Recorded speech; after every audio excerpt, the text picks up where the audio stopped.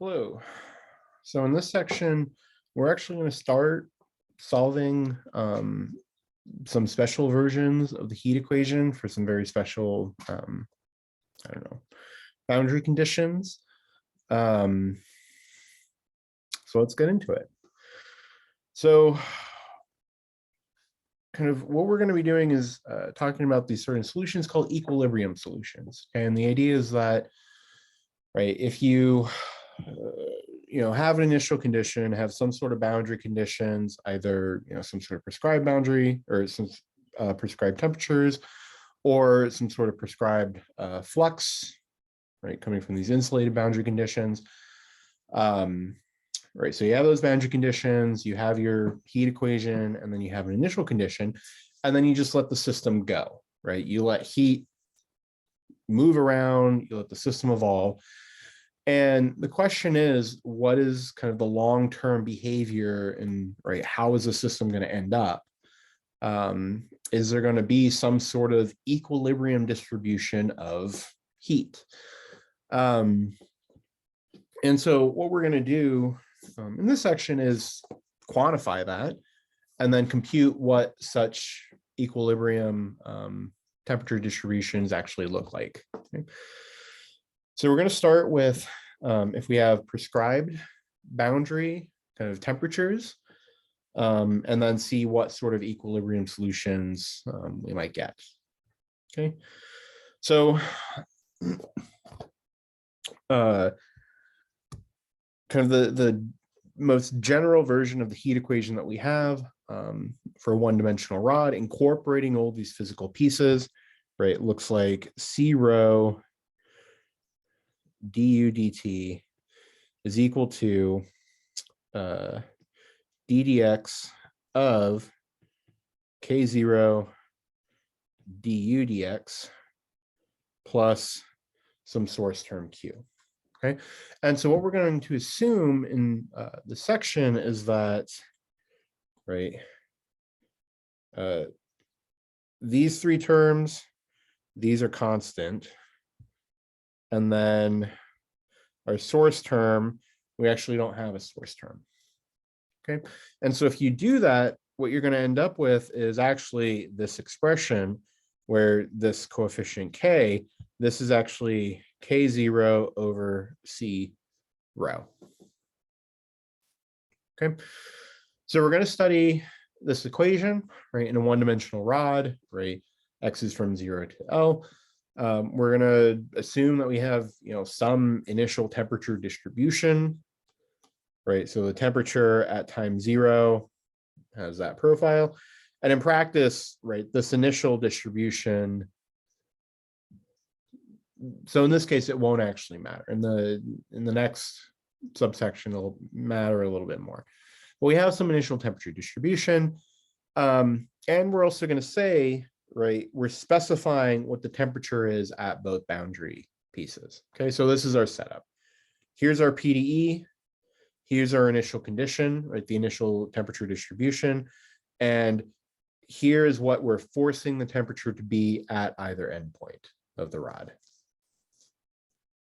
Okay, so first simplifying assumption we're going to make is that the boundary conditions are constant in time.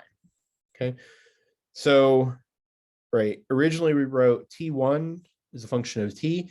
Well, it's just going to be some constant. Okay, and so it's not actually going to be depend on T. And so what we're going to do is we're going to define a certain kind of solution called an equilibrium or steady state solution, if such a solution exists, to be a solution to the heat equation. Right, so the heat equation, right, it has to solve this equation with the condition that the time derivative is actually 0. Okay, so, right, qualitatively, what does that mean? Pick any point. Let me draw. This is our 1D rod. And so if you pick any point anywhere along the rod, and then you ask, okay, what is the temperature here? Say it might be, I don't know, something like that. Pick any point, look at the temperature and ask, okay, take a tiny step forward in time. What is the new temperature? That point, that temperature is not going to change, right? The change in time of the temperature is going to be 0. Okay.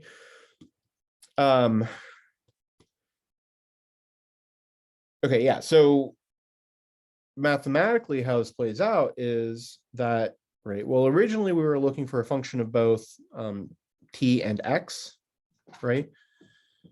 But if it turns out that the t derivative of our function is 0, right, then actually this function doesn't at all depend on t, right? All right, if you vary t, the function u doesn't change at all, so u is actually just a function of x. So u is just a function of x, okay? The condition that the derivative is 0 means that this piece goes to 0. And so then, right, divide by the k, get rid of that. We're left with this condition, right? The second derivative of u with respect to x is equal to 0. With, right, in this case, 2 boundary conditions. The left endpoint is some prescribed temperature, and the right endpoint is some other prescribed temperature. Okay. So maybe you can draw this, right? So the fact that the left endpoint is some temperature, we're saying that's fixed. That the right endpoint is some temperature, we're saying, well, we want that temperature.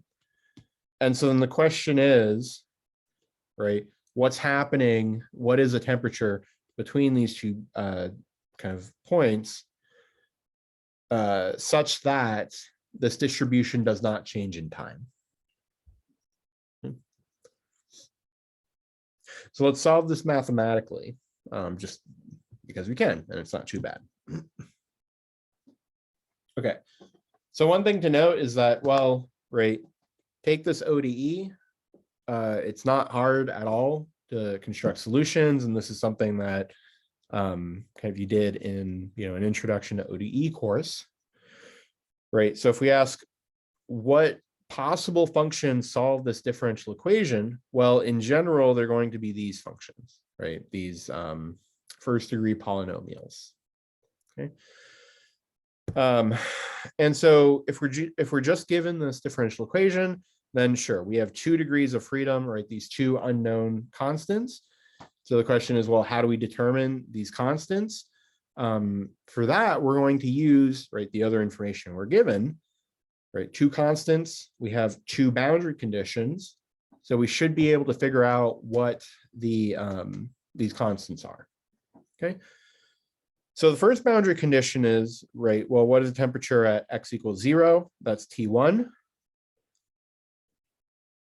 So plug in, right, x equals 0 here, right? This whole thing is going to go to 0. So u of 0, which is T1, is equal to C sub 2. And so that's a typo on my bit.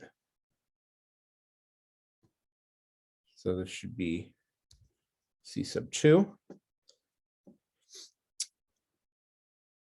Am I getting that right? Yeah. Okay. And so then, so C sub 2 is equal to T1. What about the other condition? Well, U of L, right? So plug in L right here for X. So we're going to get C1 L plus C2. That's equal to T2 coming from this boundary condition. And if we go through the steps, what we're going to do is actually, and here, this is another typo. This should read C1. This is what I get by switching my notation from the book's notation. But yeah, we can solve for both coefficients. Okay, and so this is just algebra, right? You have a system, 2 equations, 2 unknowns, solve for the unknowns. And so if you plug in, right, what C2 is, and you plug in what C1 is, you end up with this solution. Okay. So let's take our picture here, copy it over and see what that looks like.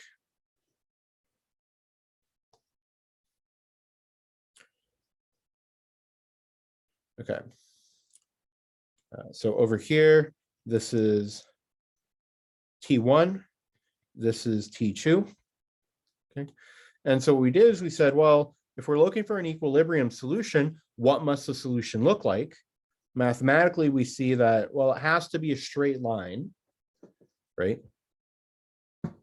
From T1 up to, so if you plug in L here, this L is going to cancel with this L.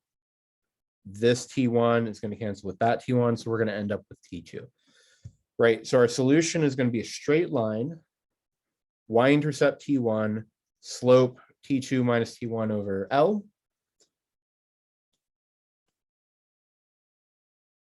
And so our solution is exactly that straight line. Okay.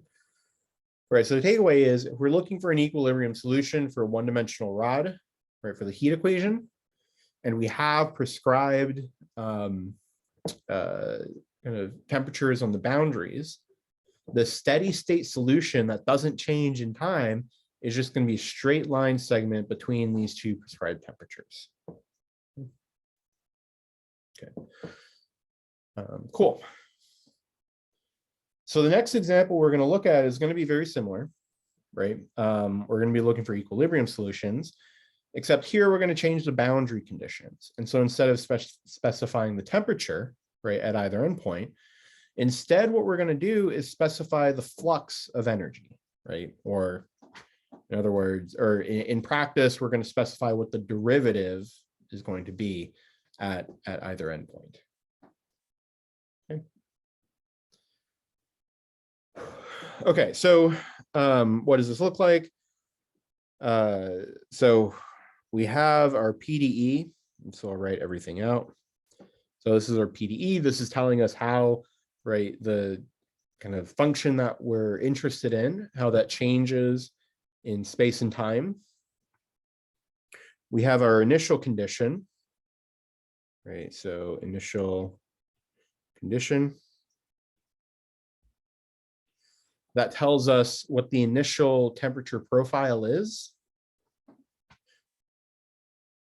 And then we have two boundary conditions.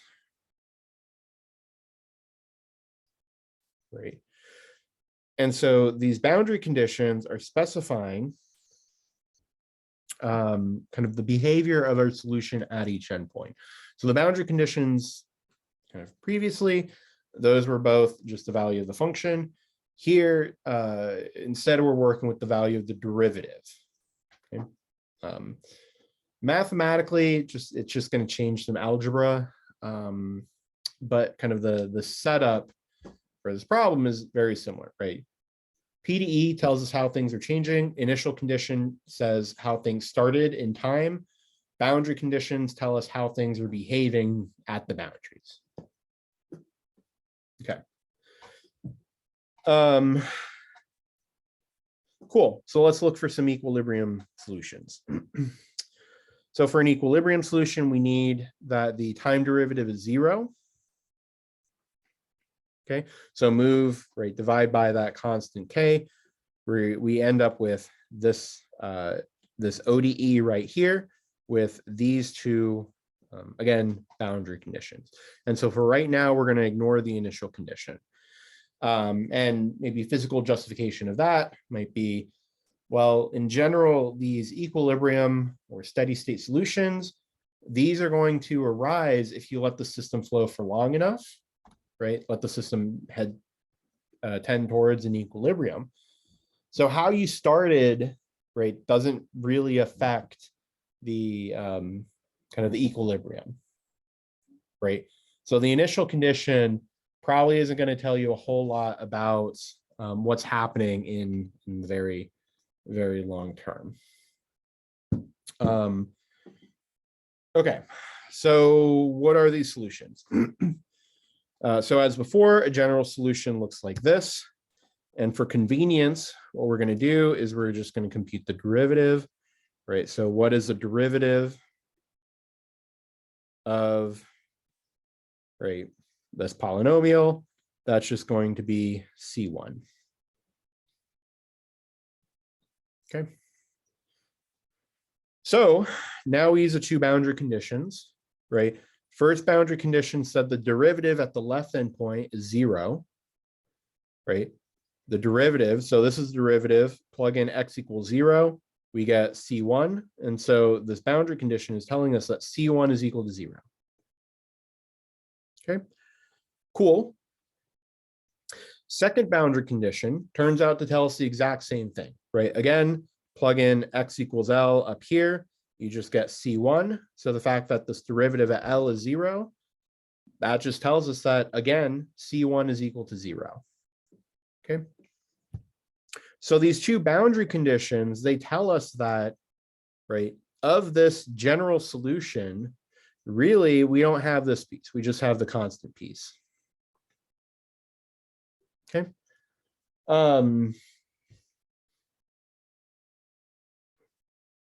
Okay. So what does this kind of look like?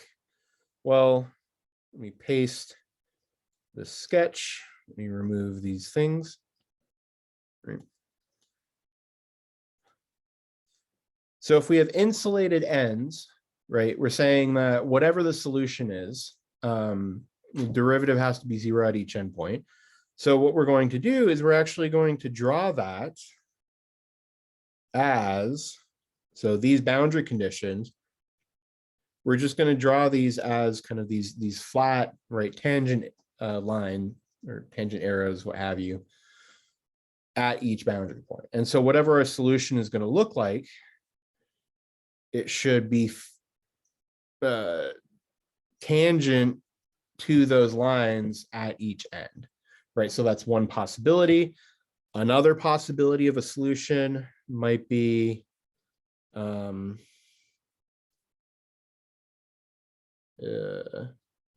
I making this complicated? Right, so maybe it's flat and a higher temperature, and then in the interior it dips down and it comes back up and it's flat again. Okay, another possibility might be really high temperature at one end, but the derivative is flat, and then it just drops all the way down and is flat again on the right-hand side. Okay, so these three kind of curves drawn here, these are all possible solutions such that the derivative is 0. Okay. And so in our analysis, what we did is we said, well, if we want an equilibrium solution, actually the curve has to be a constant.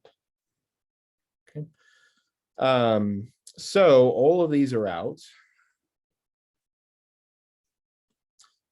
And actually, the family of possible curves is going to look like, it's a bad example. So that's flat. That's flat. I don't remember my last color, so maybe that's flat. Okay. Those are all the possible equilibrium solutions. Okay. And so at this point, we don't yet know what this constant is. So a natural question is, how do we determine the constant? Is there a way to determine the constant? And in this case, there is, right? And so physically, the observation is, right, so if we have a perfectly insulated rod, right, energy is not able to flow out of either endpoint. Okay, so whatever energy there is in the system, right, it can't leave the rod. Okay, we don't have a source, so there's no energy being spontaneously generated or removed from the system. Okay, whatever energy there is, it's going to stay within that system. And so in particular, what we can do is say, well, let's see how much energy there was in the system at the start, right? Let's see how much energy this initial condition, right, this initial temperature profile, let's see how much energy there was for that, I don't know, distribution temperature. And if, right, we're not losing any energy or gaining any energy, then the total energy throughout has to be that. Okay. So maybe the plan of attack will be, well, to figure out this constant, let's figure out what constant gives us the same total energy that we have at the very start. So let's see what that looks like a little more quantitatively. Right, so what is the total energy? Right, recall that total energy,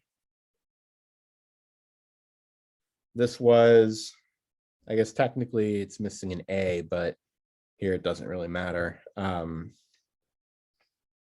So total energy, we'll say, is approximately, right, the integral from A to B of this thermal energy density times dx. Technically, there's that cross-sectional area A that should be there. We can ignore that just because mathematically it doesn't actually matter here. In terms of temperature, total energy is integral from A to B of, right, specific heat times mass density times the temperature dx. Okay, so if we want to know what the change in total energy is, right, it's going to be this quantity here. What are the other pieces involved? Right, this is the flux on the boundaries, using Fourier's law to write them as, right, in terms of K0 and the derivative. The other term that technically we have is this source term Q, right? But here, let me do that. Right, so this was our source. But our assumption is that we didn't have a source, right? Source was zero. Okay, so the change in total energy for the system, right, is just going to be the flux on the boundaries, which are these two terms. Our running assumption, though, our boundary conditions, is that these derivatives are zero. And so in particular, this term is zero and this term is zero. So we have 0 plus 0 plus 0. So the change in total energy is exactly zero. Okay. Right. So if your total energy, if the derivative in time is zero, that means, right, your total energy does not change in time. So this total energy, integral of C rho U dx, is just going to be a constant, right, for all t. Okay. Cool. So yeah, so how we're going to use this is we're going to say, okay, well, so let me write it this way. So C rho U, say, of x comma 0.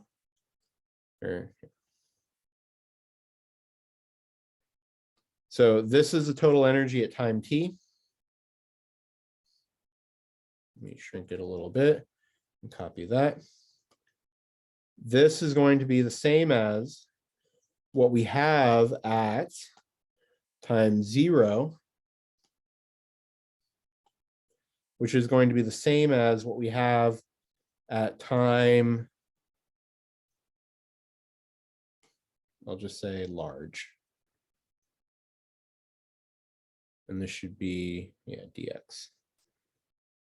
Okay, so the point is, right, total energy is constant, so it doesn't matter what time we plug in, this quantity is going to be the same. And so in particular, whatever total energy we have at the start is going to be the same as the total energy that we have way down the line. Okay. So the total energy at time 0, right? Well, we know what this temperature distribution is at time 0. This is coming from our initial condition, right? So this is from our initial condition. U of x comma 0 is just f of x. We assume c and rho were constant, so we can pull them out of the integral. Okay. Now, the total energy for a very large time, right? For us, that means, right, what is the total energy when we're at an equilibrium solution, right? So that's when our solution does not depend on t.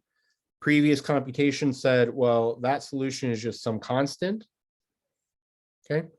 So the total energy at time very large is just C rho times, so I guess C rho times C sub 2 times the integral from 0 to L of dx. Integral from 0 to L of dx is just x evaluated at L and 0. And so we end up with this expression. And so I'll say this is from the equilibrium solution. Okay. And so then the claim is that, right, these two quantities are equal. Okay. Right, so since total energy is constant, these two things are equal. So move that stuff down over there. We get that whatever this constant, or right, this mystery constant that we were left with is actually going to be, right, 1 over L times the integral from 0 to L of f of x. And that's going to be our equilibrium solution. Okay. Another way to interpret this is, right, you might call this the average value of f over the interval 0 to L. But anyway, so the point is we're able to compute this constant. Okay. So one note I want to make, right, back here, I said, well, technically, right, the total energy, there should also be an A in here. Okay. I said it doesn't matter. Well, if we take a step and kind of look at this slide, right, how does the A show up? It shows up right there. Okay. In this case, the cross-sectional area is constant for these rods. So this A also gets pulled out right there. And so then when you go through this algebra and divide by A, that also disappears. Okay. But anyways, the point is, for an equilibrium solution with insulated boundaries, perfectly insulated boundaries, the equilibrium solution is going to be a constant. What is that constant? It's going to be the average of the initial temperature over the interval. And yeah.